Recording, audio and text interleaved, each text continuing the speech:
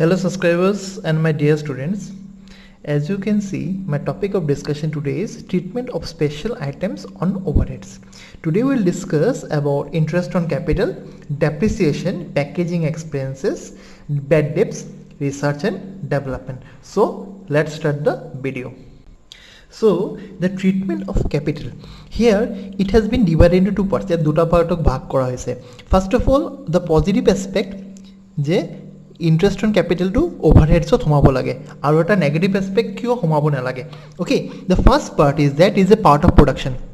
Interest on capital is part of production. Second, it help in cost comparison and profit evaluation, and it is only possible when interest is included. তার মানে কি যেতিয়া অর্গানাইজেশনত cost comparison হয়, আমার one of the objective of cost accounting is to cost compare.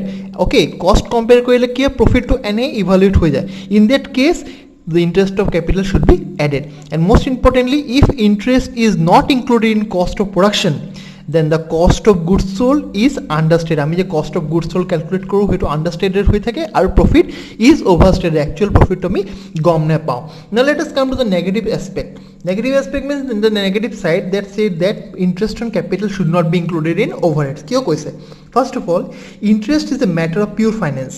Hence, it should not be taken into profit and loss account. হয় profit and loss account তো হেতু entry কৰিব লাগে. আমি গম পাইছো যে আমি profit and loss account কৰিছিলো financial statement তাতে আমি কি কৰিছিলো interest on capital to আমি add কৰিছিলো কিন্তু not in the cost of production of overheads to আমি add কৰিব নালাগে. Most importantly, it is difficult to determine the exact amount of capital which interest should be calculated. Exact amount to নেজানো আমি কিহৰ ওপৰত interest to calculate কৰিম. হয় এইটো কাৰণে আমি কি কৰিম interest on capital may be included, may not be included in the overheads. Okay, now let us discuss the depreciation part. So depreciation or meaning to compile, the depreciation is decrease in the value of all fixed asset due to use or lapse of time. যিকোনো আমার balance sheet item, especially in the asset side, আমার item বহুত depreciation হয় আর depreciation item টা আমি overheads কেনেকে আমি charge Karim. First of all, the depreciation represent a charge for the usage of capital resources. এটো আমার যে resources কিটা আমি utilize কৰিছো হেতু charge to কি বুলি কয় হয় depreciation কোৱা হয়. And moreoverly, how it will be charged? The amount invested in asset has to be recovered from the cost, so it has a special treatment over the overheads. So let us discuss about the packing expenses. We have divided the packing expenses into three parts. Okay, the packing expenses কি হৈছে packing which is necessary for handling a product. Suppose যিকোনো product যে আমি production কৰি আছো, suppose medicine, oil, any other equipments হয় এইকেইটা কাৰণে packaging যোনটো আহিব এটো part হয় আমাৰ হয় না এটো part of our production হয়, so that will be included as direct material. Secondly, packaging which is আমি প্যাকেজিং কৰো কেতিয়াবা কাস্টমাৰ অ্যাট্ৰাক্ট কৰাৰ কাৰণে হয় না এডভাৰটাইজমেন্টৰ কাৰণে হয়, so those kind of packaging should be treated as selling overheads.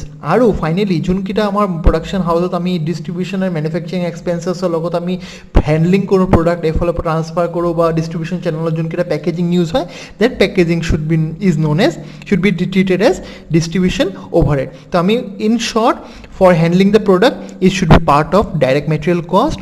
For attracting customer in case of packaging, that is selling and selling overheads, aru juntu facilitate kore transportation and handling, that comes under the distribution overhead. So let us discuss about the bad debts.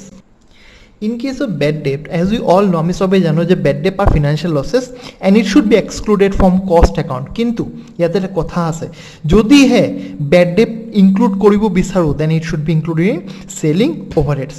Okay, and most importantly, there are abnormal overheads also, abnormal bad debts also. Okay, there are abnormal bad debts and it should be included in cost. Bad debt to me selling overheads logot kyo ami add koro, because we know that we sell various products and services on the basis of credit sales. Okay, আর যত credit sales আছে তাতে আমার bad debts chances to হদায় বেশি থাকে. cash sales তো bad debt নহয়, so credit sales bad debt কাৰণে sales to হদায় selling overheads আহি যাব. So abnormal, in case of abnormal bad debts, it should be included in cost accounts. So let us discuss about the research and development expenses, last one. So finally, in research and development expenses which I have written R&D, ইয়াতে তিনটা ভাগত ভাগ কৰা হৈছে. First of all, it is a revenue expenditure. Revenue expenditure কাৰণ কি, because here the amount is not so heavy, okay, বেছি টকা নহয়. In this situation, research and development costs are general overheads and apportioned and absorbed accordingly. সেইটো general overheads আমি treat কৰোঁ হয়, আৰু সেইকেইটা কি হয়, apportion কৰি দিওঁ আৰু absorb কৰি দিওঁ accordingly.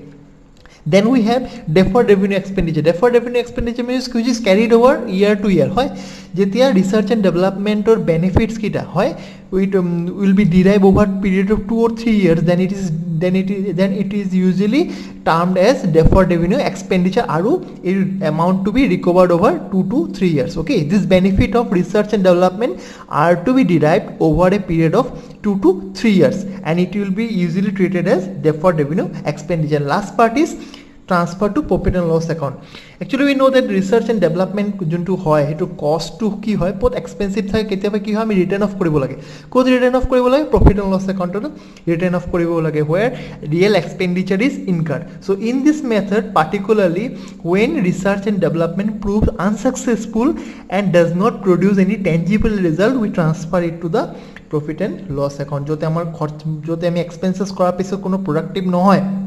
Research and development মানে কি, নতুনত্ব আনা বস্তুত. Suppose if you are manufacturing product, আমি এখন product continuously produce কৰি আছো আৰু মানুহে টেষ্ট এণ্ড প্ৰিফাৰেঞ্চ আমাৰ প্ৰডাক্টৰ পৰা উঠি গ'ল. এতিয়া আমি কি কৰিছোঁ, প্ৰডাক্টৰ নতুনত্ব আনোতে আমি কিবা এক্সপেঞ্চেছ কৰি আছোঁ.